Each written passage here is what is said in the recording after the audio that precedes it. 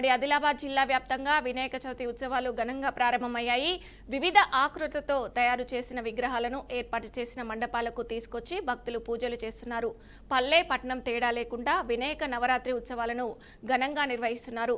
9 రోజుల పాటు భక్తి శ్రద్ధలతో చిన్న పెద్ద తేడా లేకుండా ఆటపాటలతో సంతోషంగా వినాయక నవరాత్రి ఉత్సవాలు జరుపుకుంటున్నారు.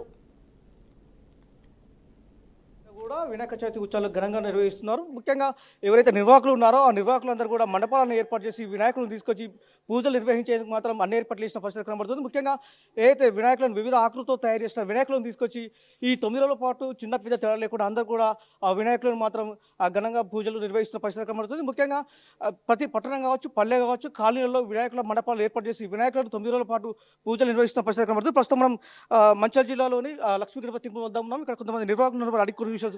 సో చెప్పండి, అసలు ఈ వినాయకుడి యొక్క విశిష్టత గురించి చెప్పండి. పురాణంలో కూడా మనం తప్పకుండా గణపతి యొక్క పూజ చేసిన తర్వాతనే మిగతా ఏ దేవుని యొక్క ఆశీర్వాదం కలుగుతుంది. కావున ఈ గణపతి నవరాత్రుల్లో గత 100 సంవత్సరాల ముందు నుంచి కూడా మన యొక్క భారతదేశంలో గణపతి నవరాత్రులు బ్రహ్మోత్సవంగా చేసుకుంటారు. కావున ఈ గణపతి యొక్క ముఖ్య ఉద్దేశం ఏమిటంటే గణనాథుడు ఎలాంటి సంకటాలను కూడా తొలగించి మనల్ని సుఖశాంతిలో బతికించడానికి ప్రయత్నం చేస్తాడు.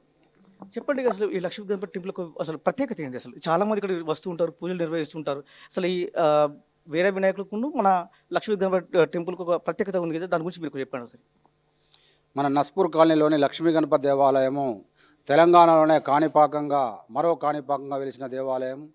ఇక్కడ దాదాపు 15 సంవత్సరాల ముందు ఈ దేవస్థానం కట్టినప్పుడు ఒక చిన్న గుడిగా ఉండేది. కానీ భక్తులు వచ్చి మేము ఇక్కడికి వచ్చి ఇక్కడ దండం పెట్టుకుంటే మేము అనుకున్న కోరికలు నెరవేరాయని చెప్పేసి చాలామంది భక్తులు చెప్తూ దినదినంగా దాదాపు రాష్ట్రాల మొత్తం అన్ని జిల్లాల నుంచి మరియు పక్క రాష్ట్రాల నుంచి కూడా ఈ దేవస్థానానికి వస్తూ దర్శనం చేసుకుంటారు.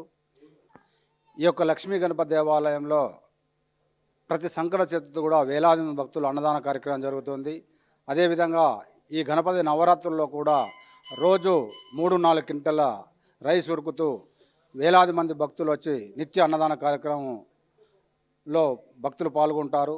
ఈ దేవస్థానం యొక్క ప్రత్యేకత ఏమిటంటే ఏ ఒక్క కమిటీ వాళ్ళం వెళ్ళి ఎక్కడ కూడా చందా ఎవరిని అడగము.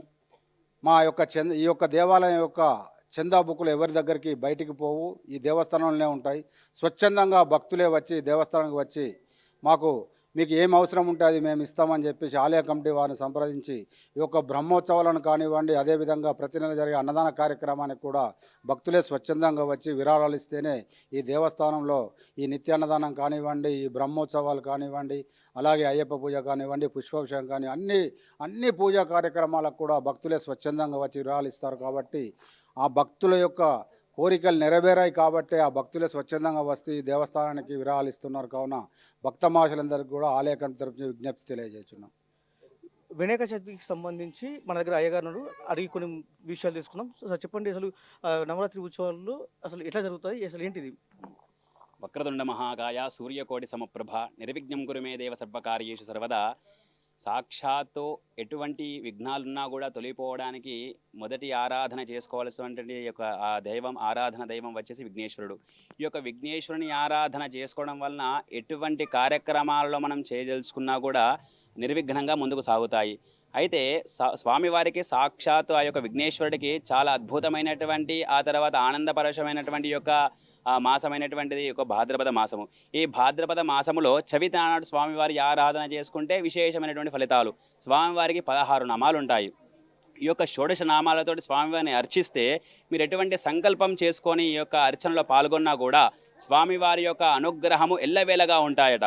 అయితే ఈ యొక్క ఆరాధనలో భాగంగా ఈ చవితి నాడు ఉదయాన్నే లేచి నిత్య కాలకృత్యాలు నెరవేర్చుకొని యథాశక్తిగా అనుష్ఠానం ప్రారంభించి ఆ తర్వాత స్వామివారికి యథాశక్తిగా మీరు గరికపోసలు కానీ గరికపోసలు కానీ ఆ తర్వాత బిల్వదళాలతో కానీ ఎరుపు రంగు పుష్పాలతోటి స్వామివారిని అర్చిస్తే స్వామివారు చాలా ఆనందిస్తారు. స్వామివారికి రక్తవర్ణం అంటే చాలా శ్రేష్టం. కాబట్టి ఈ యొక్క వినాయక చవితి నాడు స్వామివారికి 16 నామాలతోటి యథాశక్తి ఆరాధన అర్చన చేయడం వలన మీకు ఎటువంటి కామ్యం ఉన్నా ఎటువంటి సంకల్పం ఉన్నా కూడా తొందరగా నెరవేరుతాయని యొక్క సంకల్పం.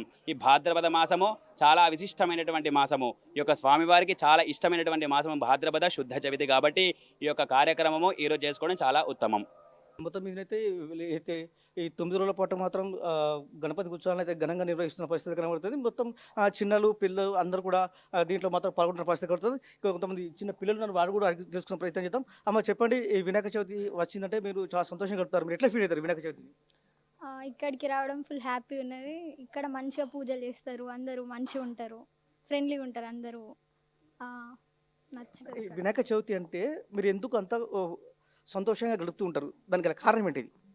ఇక్కడ వచ్చి ఏ మొక్కినా మంచిగా అనిపిస్తుంది. మొత్తానికైతే ఈ 9 రోజుల పాటు మాత్రం వినాయక చవితి ఉత్సవాలు మాత్రం చిన్న పిల్లలు, పెద్దలు అందరూ కూడా సంతోషంగా గడుపుతున్న పరిస్థితి కనబడుతుంది. ముఖ్యంగా ప్రతి పట్టణంలో కావచ్చు, ప్రతి గ్రామంలో, ప్రతి కాలనీలలో వినాయక మండపాలను ఏర్పాటు చేసి ఇప్పటికే నిర్వాహకులు మాత్రం వినాయకులను తీసుకొచ్చి పూజలు నిర్వహించేందుకైతే అందరూ సిద్ధమైనట్టు తెలుస్తుంది. మొత్తానికైతే ఉమ్మడి ఆదిలాబాద్ జిల్లా వ్యాప్తంగా కూడా వినాయక చవితి ఉత్సవాలను ఘనంగా నిర్వహిస్తున్న పరిస్థితి కనబడుతుంది. కెమెరా పర్సన్ శ్రీనివాస్తో శ్యామ్మోహన్, బీఆర్కే న్యూస్, మంచిర్యాల నుండి.